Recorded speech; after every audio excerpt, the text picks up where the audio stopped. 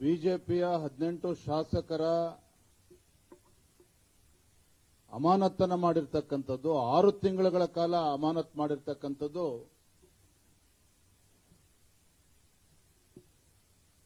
ಇದು ಸಂಪೂರ್ಣವಾಗಿ ಕಾನೂನು ಬಾಹಿರ,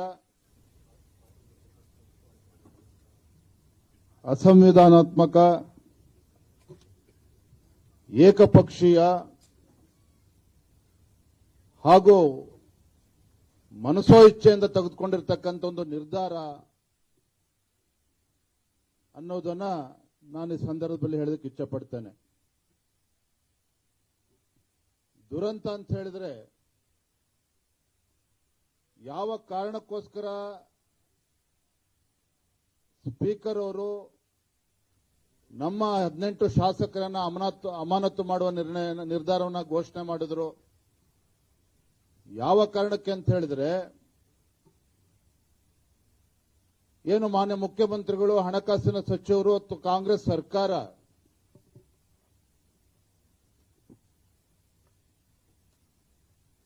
ಈ ರಾಜ್ಯದಲ್ಲಿರ್ತಕ್ಕಂಥ ಮುಸಲ್ಮಾನರಿಗೆ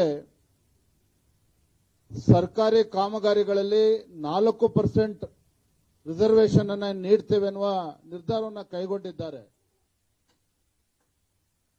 ಮತ್ತು ಬಜೆಟ್ನಲ್ಲೂ ಕೂಡ ಅನೇಕ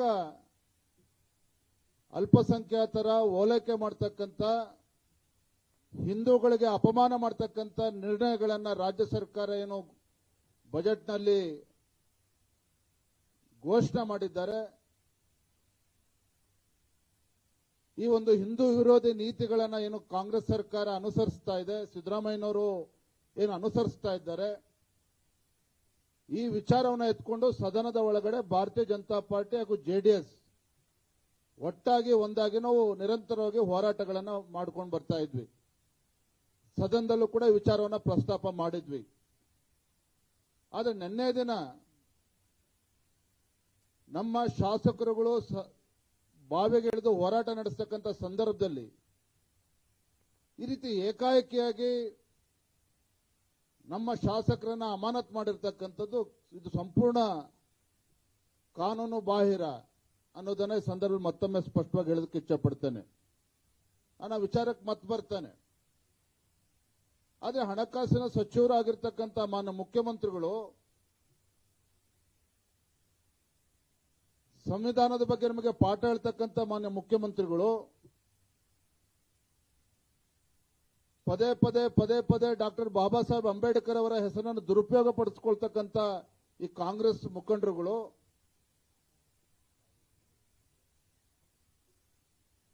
ಇವತ್ತು ಬಜೆಟ್ನಲ್ಲಿ ಕೆಲವು ನಿರ್ಣಯಗಳನ್ನು ಏನು ತೆಗೆದುಕೊಂಡಿದ್ದಾರೆ. ಇದು ಕೇವಲ ಅಲ್ಪಸಂಖ್ಯಾತರ ಓಲೈಕೆ ಅಷ್ಟಲ್ಲ, ಹಿಂದೂಗಳಿಗೆ ಅಪಮಾನ ಮಾಡತಕ್ಕಂಥ ನಿರ್ಧಾರ. ಇದರ ವಿರುದ್ಧ ನಾವು ನಿನ್ನೆ ದಿನ ಬಾವಿಗೆಳೆದು ಪ್ರತಿಭಟನೆ ಮಾಡಿರ್ತಕ್ಕಂಥದ್ದು.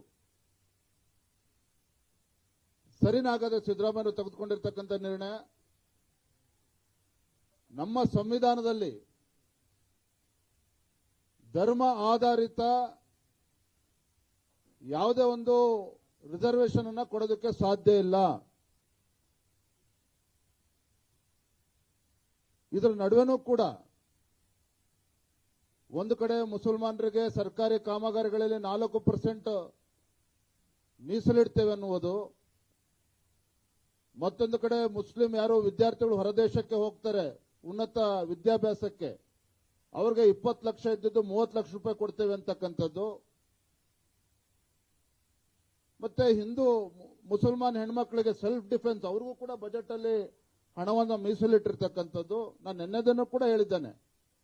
ಇವತ್ತು ಈ ರಾಜ್ಯದಲ್ಲಿ, ಇಡೀ ದೇಶದಲ್ಲಿ ಲವ್ ಜಿಹಾದಿಗೆ ಬಲಿಯಾಗ್ತಾ ಇರ್ತಕ್ಕಂಥದ್ದು ಹಿಂದೂ ಹೆಣ್ಣುಮಕ್ಕಳು, ಅಪಮಾನ ಆಗ್ತಾ ಇರ್ತಕ್ಕಂಥದ್ದು ಹಿಂದೂಗಳಿಗೆ. ಮತ್ತೊಂದು ಕಡೆ 25 ಲಕ್ಷದಿಂದ 30 ಲಕ್ಷ ಏರಿಸ್ತೀವಿ ಅಂತ ಹೇಳ್ತಿರಲ್ಲ, ಹಿಂದೂಗಳಲ್ಲಿ ಬಡವರು ಇಲ್ವಾ? ಹಾಗಾದ್ರೆ ಹಿಂದೂಗಳಲ್ಲಿ ಬಡ ಹಿಂದೂಗಳೇನಿದ್ದಾರೆ ಅವರು ಕೂಡ ಉನ್ನತ ಶಿಕ್ಷಣಕ್ಕೆ ಹೊರದೇಶಕ್ಕೆ ಹೋಗಬೇಕು ಅನ್ನುವ ಕನಸು ಅವರು ಕೂಡ ಇಟ್ಕೊಂಡಿಲ್ವಾ? ಹಾಗಾದ್ರೆ ಅವ್ರಿಗೆ ಯಾಕೆ ಅನ್ಯಾಯ ಮಾಡ್ತಾ ಇದ್ದೀರಿ?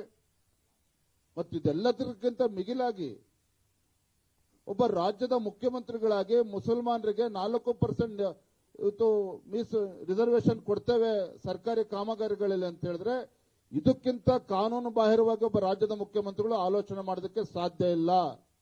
It's totally unconstitutional.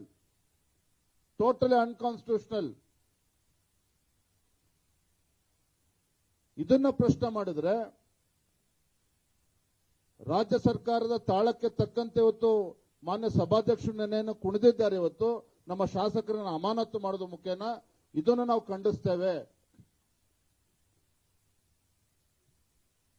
ನೋಡಿ, constitution it clearly prohibits any reservation based on religion.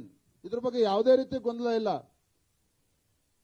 Article 15 subclause 1 prohibits state government or state from discriminating any citizen on the base of religion, caste, sex, place of birth. ಇದು ಸ್ಪಷ್ಟವಾಗಿ ಇವತ್ತು ಸಂವಿಧಾನದಲ್ಲಿ ಉಲ್ಲೇಖ ಆಗಿರ್ತಕ್ಕಂಥದ್ದು. ನನ್ನ ಪ್ರಶ್ನೆ ಇವತ್ತು ಸಂವಿಧಾನ ಬಗ್ಗೆ ಬಾರಿ ಇವತ್ತು ನಮಗೆ ಪಾಠ ಹೇಳ್ತಕ್ಕಂಥ ಕೆಲಸ ಆಡಳಿತ ಪಕ್ಷದವ್ರು ಮಾಡ್ತಾರಲ್ಲ, ಕಾಂಗ್ರೆಸ್ ಅವ್ರು ಮಾಡ್ತಾರಲ್ಲ.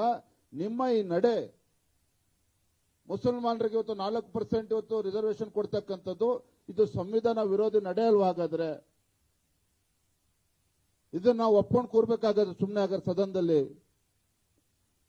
ನೋಡಿ, article 15 subclause 4 allows the state to make special provisions for the advancement of socially and educationally backward classes of citizens, scheduled caste and scheduled tribe. However, this provision is based on social and economical backwardness. So it's based on social and educational backwardness, not on the basis of religion. ಇದು ಸಂವಿಧಾನದಲ್ಲಿ ಸ್ಪಷ್ಟವಾಗಿ ಹೇಳಿದೆ. ಯಾವುದೇ ಒಂದು reservation ಅನ್ನ ಕೊಡಬೇಕಾದ್ರೆ ರಾಜ್ಯ ಸರ್ಕಾರ ಇರ್ಬೋದು, ಕೇಂದ್ರ ಸರ್ಕಾರ ಇರ್ಬೋದು, ಇದು ಧರ್ಮ ಆಧಾರಿತವಾಗಿ ಕೊಡೋದಕ್ಕೆ ಸಾಧ್ಯ ಇಲ್ಲ. ಇದು ಸಾಮಾಜಿಕ ಹಾಗೂ ಶೈಕ್ಷಣಿಕ ಇದನ್ನ ಮಾನದಂಡವಾಗಿ ಇಟ್ಕೊಂಡು, ಇದನ್ನ ಆಧಾರವಾಗಿ ಇಟ್ಕೊಂಡು ರಾಜ್ಯ ಸರ್ಕಾರ ಇರ್ಬೋದು, ಕೇಂದ್ರ ಸರ್ಕಾರ ಇರ್ಬೋದು ಮೀಸಲಾತಿಯನ್ನ ಕೊಡಬೇಕೆ ಹೊರತು ಧರ್ಮ ಆಧಾರಿತವಾಗಿ ಕೊಡೋದಕ್ಕೆ ಕಾನೂನಲ್ಲಿ ಅವಕಾಶ ಇಲ್ಲ, ಸಂವಿಧಾನದಲ್ಲಿ ಇದಕ್ಕೆ ಅವಕಾಶ ಇಲ್ಲ. ಇದನ್ನು ನಾವು ವಿರೋಧ ಮಾಡ್ತಾ ಇರ್ತಕ್ಕಂಥದ್ದು.